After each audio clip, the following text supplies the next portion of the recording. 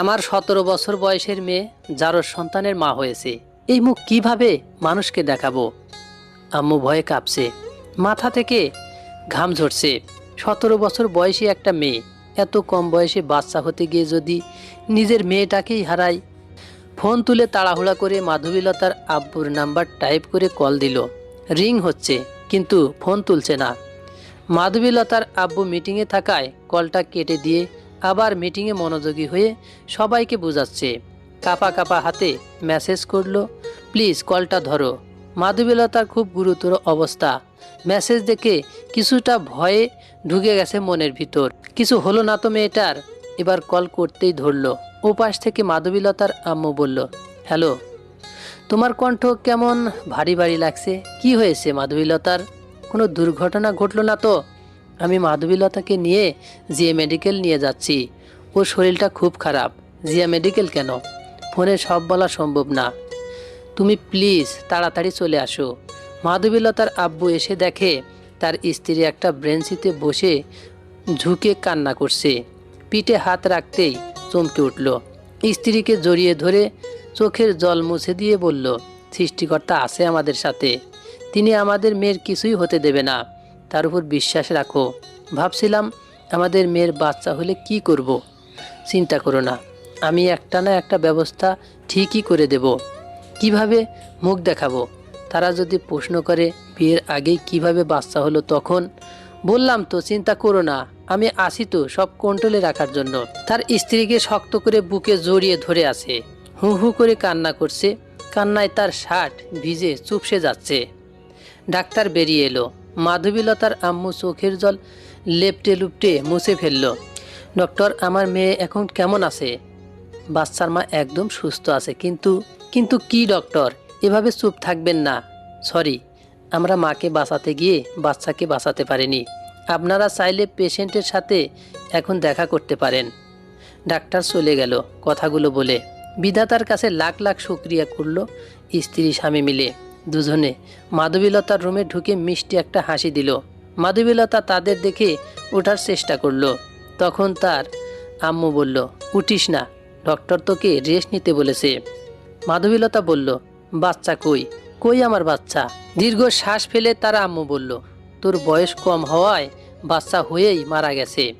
তুই ভালো আছিস, এটাই অনেক আমাদের কাছে। মিথ্যা মিথ্যা বলছো তোমরা। আমার বাচ্চাকে তোমরাই মেরেছো। কোথায় রাখছো বলো? বলেই কাঁদতে শুরু করে দিল। মাধবীলতার আম্মু বলল, এতে মিথ্যে বলার কি আছে? মাধবীলতা কাঁদতে কাঁদতে বলল, তোমরা ডক্টরকে ঘুষ দিয়েছো, প্লিজ ফিরে দাও আমার বাচ্চাকে, প্লিজ। তোমরা যা বলবে আমি সব করতে রাজি। বিশ্বাস না হলে ডক্টরকে বল, তারাই জানে বাচ্চা মারা গেছে নাকি বেঁচে আছে। তোমরা এতটা নিষ্ঠুর কিভাবে হতে পারলে? একটা নিষ্পাপ বাচ্চাকে কেন মারলে? এরই মাঝে চলে আসে মাধবীলতার আব্বু। মাধবীলতার সন্তান হারানোর ভয়ে লক্ষ্যই করেনি তার আব্বু বাইরে চলে গেছে কখন। ফল হাতে রুমে ঢুকলো। মা মেয়ে কি কথা হচ্ছে? দেখো না, তোমার মেয়ে কি সব আবল তাবল বকছে। আমরা নাকি ওর বাচ্চাকে মারার জন্য ঘুষ দিয়েছি। হ্যাঁ, তোমরাই তো মেরেছো, তোমরা খুনি। মাধবীলতার আব্বু রাগী হয়ে বলল, চুপ, একদম চুপ। একটা ধমকে পুরো রুম চুপ হয়ে গেল। মাধবীলতার আম্মু কাঁদতে কাঁদতে বলল, বুঝাও, তোমার মেয়েকে বুঝাও। কিছুতেই বুঝতে চাইছে না জারজ বাচ্চাটা মারা গেছে। মাধবীলতার আব্বু ভেজা গলায় বলল, শোন, বাচ্চাটার মুখ থেকে মা ডাক শোনার ভাগ্য তো তোর কপালে ছিল না, তাই মারা গেছে। যদি তোর ভাগ্য থাকতো তাহলে অবশ্যই মা ডাক শুনতে পেতি।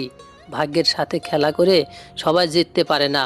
মারে, অতীত ভুলে নতুনভাবে জীবনযাপন শুরু কর, না হলে তোর সাথে আমরাও শেষ হয়ে যাব। কিন্তু আব্বু। মাঝখানে কথা বলা থামিয়ে দিল মাধবীলতা। আমি কোনো কিন্তু শুনতে চাই না। বিয়ের জন্য নিজেকে রেডি করো। আর মাত্র 6 দিন পর তোমার বিয়ে। আব্বু, আমি বিয়ে করতে চাই না। কেন? কায়েসকে বিয়ে করতে ইচ্ছে করে? বল না তাহলে তোর কায়েসকে বিয়ে করতে। সব কথার এক কথা, আমি যাকে পছন্দ করেছি তার সাথেই তোর বিয়ে হবে। মাধবীলতার বাবা কথাগুলো বলে উঠে চলে গেল তার অফিসের কাজে। কান্নায় ভেঙে পড়া মাধবীলতাকে তার আম্মু বারবার বোঝাচ্ছে। এভাবেই কেটে গেল 6 দিন, কিন্তু মাধবীলতার এখনও কোনো বিয়ের প্রস্তুতি নেওয়া হয়নি।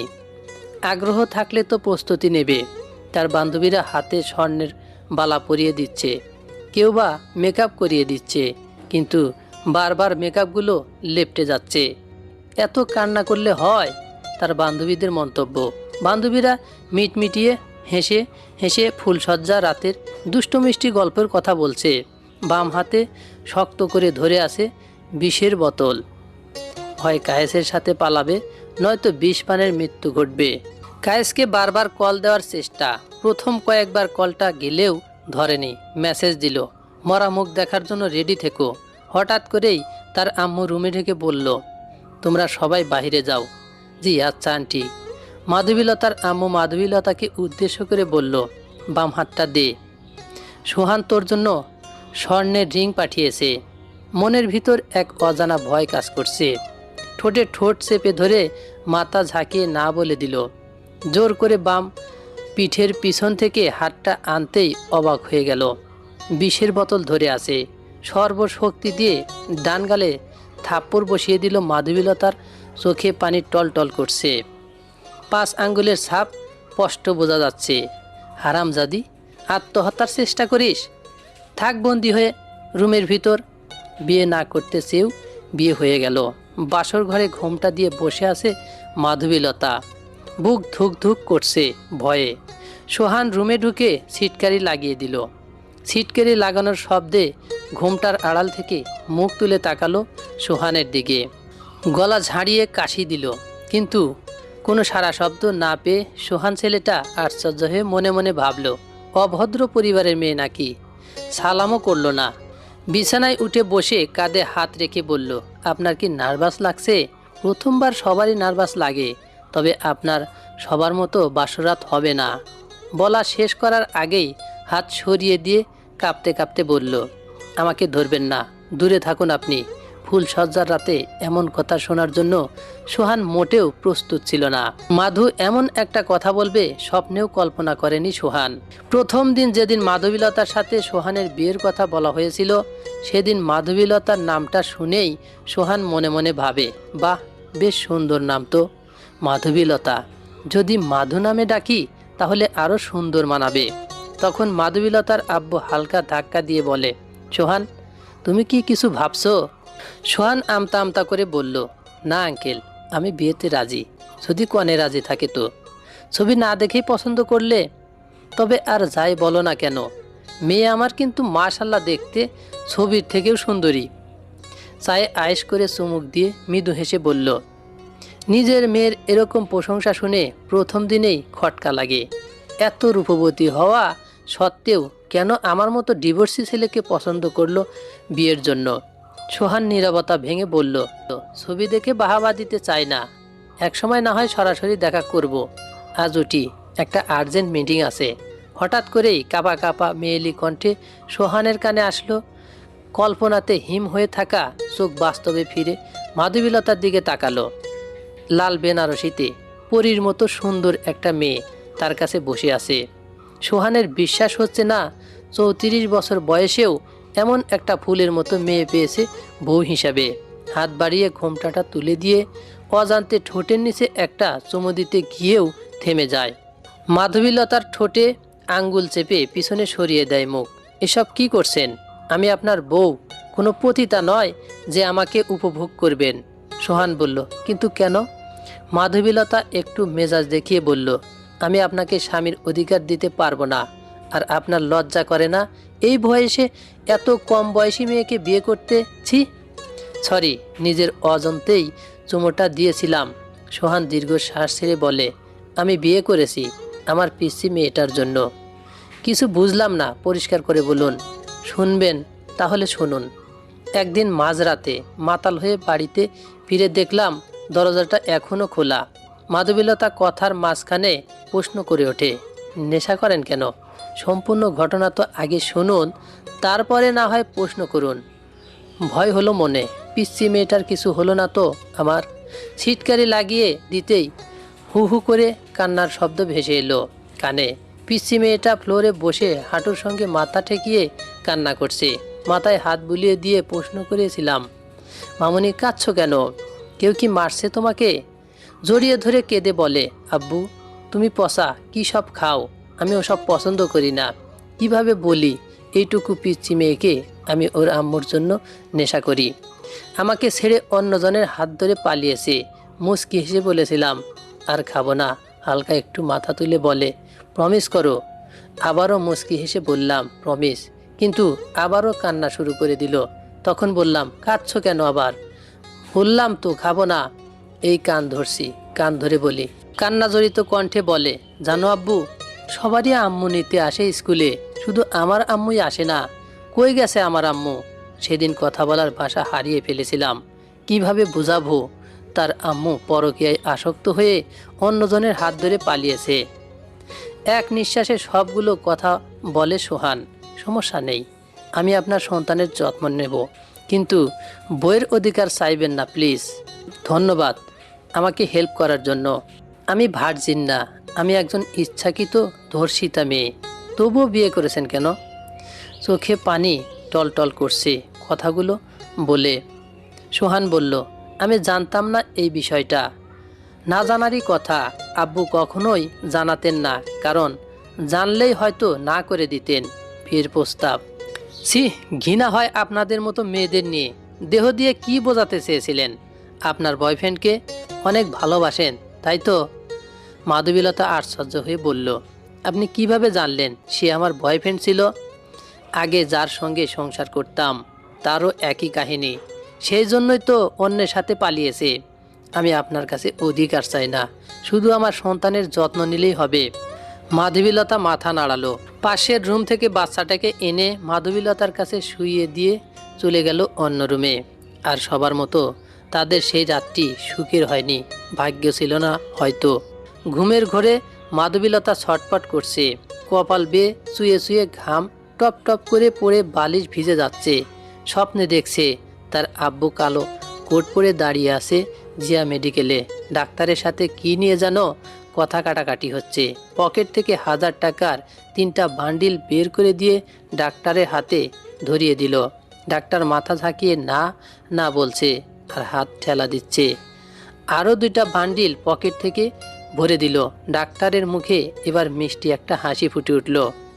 ডাক্তারের পিছন পিছন তার আব্বু যাচ্ছে। আশ্চর্য মাধবীলতা বেডে শুয়ে আছে জ্ঞানশূন্য হয়ে। মাধবীলতার পাশে দোলনায় বেশ হাত পা নাড়িয়ে খেলা করছে একটা শিশু, দেখতে অনেকটা 80 বছরের বুড়োর মতো। মুখে হাত পায়ে টেপ পেঁচিয়ে দিয়ে একটা থলিতে ভরে দিল। তার আব্বু হেঁটে যাচ্ছে বস্তির এলাকাতে, ডাস্টবিনে থলিটা ফেলে এদিকে সেদিকে তাকিয়ে চলে গেল। ঘুম থেকে ধর্মরিয়ে উঠে বসল বিছানায়। চোখে হাত রাখতেই বুঝলো জলে ভিজে গেছে 2 চোখ। পরের দিন সকালে রান্নার কাজ শেষ করে যখনই তার নতুন মেয়েকে ডাকতে যাবে, তখন দরজার আড়াল থেকে ফিসফিসিয়ে কথা বলার আওয়াজ শোনে। দরজা হালকা ধাক্কা দিয়ে ভেতরে ঢোকে কোনো শব্দ ছাড়াই।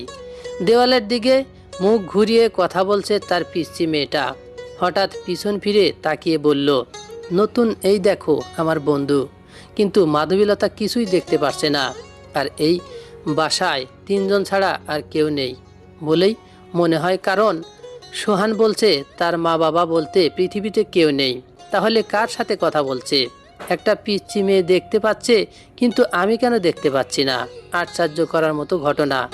আর বুঝলেই বা কি করে তার পিছনে দাঁড়িয়ে আছি? এই সব চিন্তা মাথার ভেতর ঘুরঘুর করছে। কথাগুলো মনে মনে বলতে বলতে নিচে নেমে এলো। রান্নার জন্য পেঁয়াজ কাটছে। অবৈধ সন্তান পেট থাকতে যতটুকু আবেগপ্রবণ হয়ে যায়, অথচ সৎ সন্তানের প্রতি একটু মায়া স্নেহ তার ভেতরে জন্মায়নি। ফুলসজ্জার রাতে যখন সৎ মেয়েকে রেখে যায়, তখন থেকেই হিংসা হতো। কেন হিংসা হতো মাধবীলতা সেটার মানেই খুঁজে পাচ্ছে না। মাঝখানে বালিশ রেখে ঘুমিয়ে পড়ে মাধবীলতা। আহ বলে মৃদু গলায় ব্যথায় কাকিয়ে উঠল। পেঁয়াজ কাটতে কাটতে কখন যে নিজের আঙুলটা কেটে বসেছে নিজেই বোঝেনি। মনে মনে গালি দিল, কি সব অলক্ষণে কাণ্ড ঘটছে এসব। কাল রাতের ভয়াবহ স্বপ্ন, তার সকালে ঘটনা, আবারও মাথায় চিনচিন ব্যথা অনুভব করলো মাধবীলতার। আজ আর রান্না করব না, বাহির থেকে খাবার অর্ডার দিলেই হবে। শরীরটা কেমন যেন ম্যাচ ম্যাচ করছে, মনে হয় একটু ঘুমের দরকার। সৎ সন্তানের রুমে ঢুকে দেখলো কার সাথে যেন এখনো কথা বলছে আর মিটি মিটি হেসে টেডি বিয়ার নিয়ে খেলা করছে। দরজায় দাঁড়িয়ে বলল, কি করছে আমার পিচ্চি আম্মু? এই তো আমার নতুন বন্ধুটার সাথে খেলা করছি। আম্মু, আজ না আমার স্কুলে যেতে ইচ্ছে করছে না, আর একটু খেলি না প্লিজ। কই নতুন বন্ধু? মেয়েটা মানসিক রোগী নাকি? কিসের শাস্তি দিচ্ছ আমাকে? তা বললে কি হবে? স্কুলে না গেলে স্যারেরা বকা দেয়। চলো খাবে, স্কুল থেকে এসে তোমার সাথে খেলা করব। কথাটা বলে মাথা ঝুঁকিয়ে হেসে দিল। টেডি বিয়ার বিছানার উপর আশ্রে ফেলে দিয়ে মাধবীলতার হাতটা ধরে মুচকি হাসি। মাধবীলতা গাল টেনে বলল, তোমার নামটা কি আম্মু? পিচ্ছি ভুরু বাঁকা করে তাকিয়ে রইল। কি ক্যারেক্টার মাইরি, তাই না? নিজের সন্তানের নামটাও জানে না, আবার নিজের সন্তান ভাবলেও ভুল হবে। সৎ সন্তান ভুরু টান টান করেই বলল, জেনিফা। খুব মিষ্টি নাম রাখছে তো তোমার আব্বু।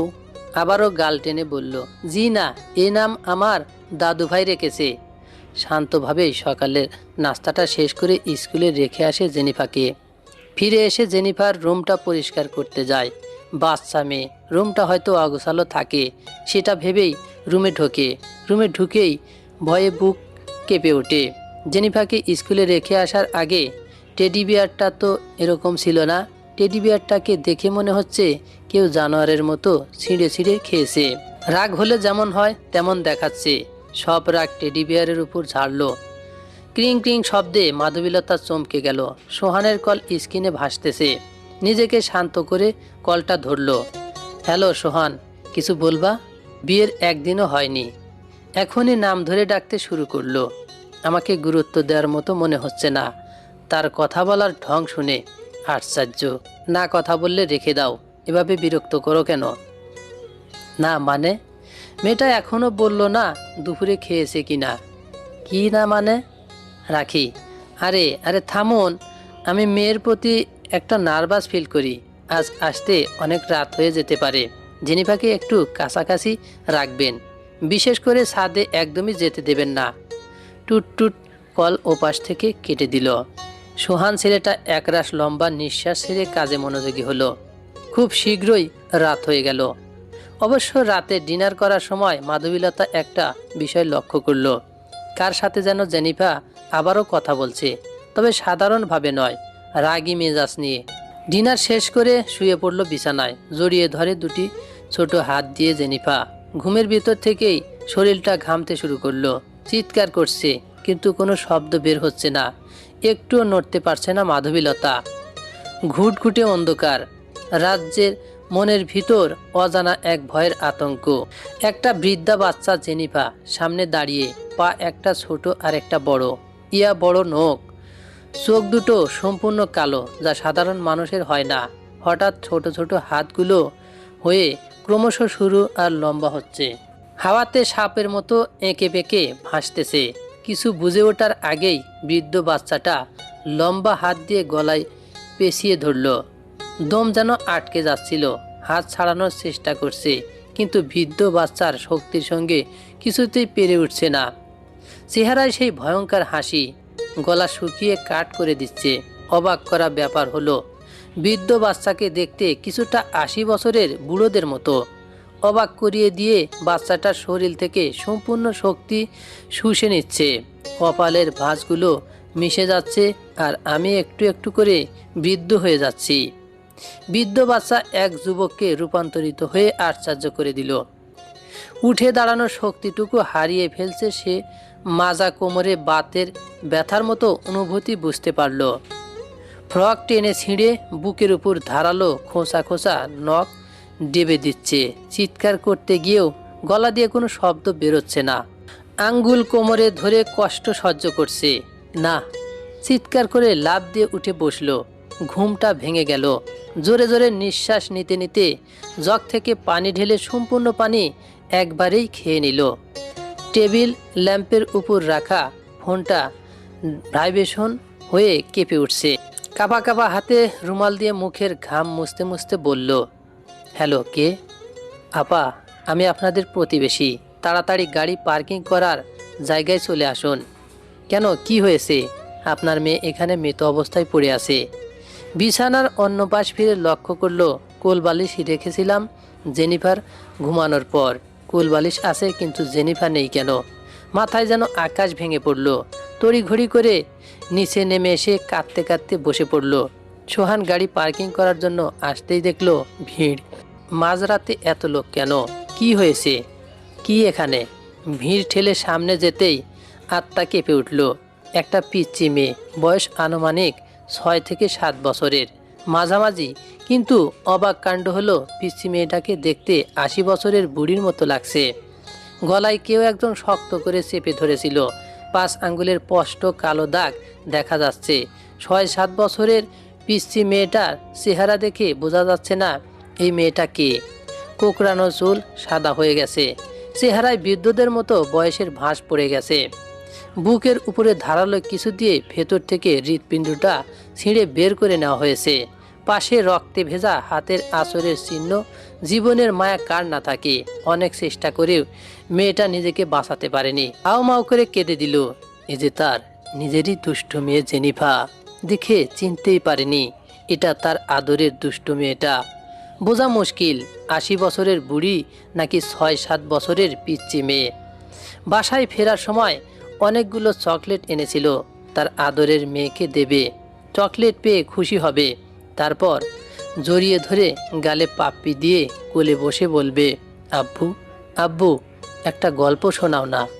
আচ্ছা, এই মাধবীলতা মেয়েটার বাড়ির দরজায় পা রাখার পর থেকে কি সব অশান্তি আসতেছে আর আসতেছে। প্রথমত ভার্জিন না, তারপর আবার বিজনেসে অনেক বড় বড় ক্ষতি, ব্যবসায় লাভ, ক্ষতি হবেই। কিন্তু আজ মাধবীলতার জন্য নিজের মেয়েটাকে হারালাম। পিসি মেয়েটার কি দোষ ছিল? তাকে কেন মাধবীলতার পাপ কর্মের ফল ভোগ করতে হলো? সান্ত্বনা দেয় মাধবীলতা সোহানকে তাদের বাসায় রেখে আসে। ডাইনিং টেবিলে সোহান অন্যমনস্ক হয়ে শার্টের হাতায় চোখের জল মুছতেছে। প্লেট হাতে মাধবীলতা সোহানের সামনে দাঁড়িয়ে বলল, খেয়ে নিন, ডিম ভাজি করছি। রান্নার ভিতর শুধু ডিম ভাজি আর ডাল ছাড়া কিছুই রান্না করতে পারে না। মা বাবার আদরের মেয়ে হওয়ায় আগুনের ধারের কাছেও যায়নি মাধবীলতা। গালে সজোরে একটা থাপ্পড় দিয়ে বলল, আর একটা কথাও বলবি না। আচ্ছা, তোর কি একবারও লজ্জা করলো না নিজের পাপকর্মের শাস্তি একটা বাচ্চা মেয়েকে ভোগ করাতে? যেদিন যেদিন তোর মুখ দেখে অফিসে গিয়েছি প্রতিটা দিনই বিজনেস ডিল ক্যান্সেল কেন হয়? ঝনঝন শব্দের রুমটা ঝরে গেল। প্লেটের সব কিছু ফ্লোরে পড়ে মাখামাখি অবস্থা। সোহানের মনটা চাচ্ছে পারলে একটা লাথি দিই। মেয়েদের সম্মান দেওয়ার লাথি মারতে পারল না। যাওয়ার আগে সোহান শুধু একটা কথাই বলল, পারলে ভোর হওয়ার আগে নিজের মুখটা না দেখালেই খুশি হব। আব্বু আম্মু কি আর বাসায় তুলবে? আমি তো কলঙ্কিনী মেয়ে, মাথা নিচু করে বলল মাধবীলতা। যত সব কোথা থেকে এসেছে যে পৃথিবীতে ভাগ বসায়? সকাল সকাল ঘুম জড়িত চোখে বিছানায় হাত বুলিয়ে দেখে তার বউ পাশে নেই। কই গেল মেয়েটা? যাই হোক, ভালোই হয়েছে, আপদ বিদায় হয়েছে। মেয়ের চিন্তায় ব্রাশ করেনি, সারা রাত কান্না করে 4:30 ঘুম চোখে নেমে আসে। গোসল করে ঠিক 10টায় মেয়ের দাফন কাজ শেষ করে। বাসায় ঢোকার পর লক্ষ্য করে কেউ একজন বাথরুমে কাপড় চোপড় ধুচ্ছে। সোহান কিছুক্ষণ ভাবতে থাকে, কাজের ভুয়াকে তো কাল সকাল থেকে জয়েন করতে বলেছি, তাহলে কাপড় চোপড় ধুচ্ছেটাকে? উঁকি দিয়ে দেখে মাধবীলতা বাথরুমে। রেগে গিয়ে সোহান বলে, তোকে না বলছি আমাকে তোর মুখ দেখাবি না? মাধবীলতা কান্না ভেজা গলায় বলে, কোথায় যাব? যেদিকে দু চোখ যায় সেদিকে চলে যা, তবুও তোর অভিশপ্ত মুখ আমাকে দেখাবি না। একটার পর একটা বিপদ লেগেই থাকে তোকে দেখলে। মাধবীলতা কাপড় কাচা বাদ রেখে মাথা নিচু করে কাঁদছে। সোহান রাগে কটমট করতে করতে চলে যাচ্ছিল। হঠাৎ পা পিছলে ফ্লোরে পড়ে সজোরে মাথায় আঘাত পেয়ে জ্ঞান শূন্য হয়ে পড়ে থাকে। মাধবীলতা ভয় পেয়ে যায়, কেন বারবার এমন হচ্ছে? কাছের মানুষগুলোকে কেড়ে নিচ্ছে। সোহানের মাথায় পানি ঢেলে জ্ঞান ফিরে আনে। মাথাটা ঝিমুচ্ছে এখনো। মাথায় হাত রেখে একটু নড়ে সড়ে উঠে বসতে গেলে মাধবীলতা কাঁধে হাত রেখে বলে, আপনার এখন রেস্ট দরকার, উঠবেন না। সোহান মাধবীলতার গালে সজোরে একটা থাপ্পড় দিয়ে বলে, কেন যাচ্ছিস না চলে? প্রথমে আমার মেয়েকে মারলি, এখন আমাকেও মারার ফন্দি করছিস। ডাইনি কোথাকার। মাধবীলতা মাথা নিচু করে চলে গেল। এই দুদিনে থাপ্পড় খাওয়াটা মাধবীলতার অভ্যাসে পরিণত হয়েছে। ক্রিং ক্রিং শব্দে কেঁপে উঠছে মাধবীলতার ফোন। স্ক্রিনে কায়েসের ছবি ভেসে উঠেছে। কায়েসের নাম্বার দেখেই রাখতে লাগলো। কলটা কেটে দিল, কিন্তু না, এ যেন থামার কোনো নামই নেই। সাইলেন্ট করে রাখলো ফোন। এবার আর কোনো কল আসেনি, সরাসরি একটি ভিডিও মেসেজ আসলো। ভিডিওটা দেখে মাধবীলতার শুকনো ঢোক গিলল। নিজে থেকেই কায়েসকে কল করলো। কায়েস, তুমি কি চাও? এভাবে ব্ল্যাকমেল কেন করছো? আর এই ভিডিওটাই বা কখন করলে? গোপনে করে রেখেছিলাম, যদি হঠাৎ ক্ষুধা লাগে তখন তো তোমাকেই দরকার পড়বে নাকি? ক্ষুধা লাগে মানে? আমি কি পতিতা, যখন ইচ্ছা হবে ব্যবহার করবে? তা ঠিক জানি না, তবে সেলিব্রিটি না হতে চাইলে আরেকটি বার তো বিছানায় আসতেই হবে। কি সব আবল দাবল কথা বলছো তুমি? আমার বিয়ে হয়ে গেছে, আমার এখন একটা সংসারও আছে। তুমি প্লিজ ডিলিট করে দাও। আফসোস, কাল সকালে যখন ইউটিউবে দেখবে তোমার আমার উলঙ্গ ভিডিও, হয়তো তোমার লাশ ফাঁসিতে ঝুলবে, নয়তো নষ্টা মেয়ে নামে এলাকায় ফেমাস হয়ে যাবে। একবার ভেবে দেখো, যুবক থেকে শুরু করে বয়স্ক লোক তোমার উলঙ্গ দেহ দেখবে আর মজা নেবে। তার থেকে ভালো আর একটি বার আমার কথায় রাজি হও। আমি রাজি। কায়েস বলল, কোথায় দেখা করবে? তাহলে রেস্টুরেন্টে নাকি বাসায়? তুমি আমার বাসায় আসো। কায়েস আবারও হুঁশিয়ারি দিয়ে বলল, কোনো চালাকি চলবে না কিন্তু, তাহলেই ভাইরাল করে দিব। বন্ধুরা, আমাদের এই গল্পটি কেমন লাগলো অবশ্যই কমেন্টে জানাবেন। এই গল্পের পরবর্তী পার্ট চাইলে অবশ্যই লাইক, কমেন্ট, শেয়ার ও সাবস্ক্রাইব করে আমাদের পাশেই থাকবেন। ধন্যবাদ সবাইকে, ভালো থাকবেন।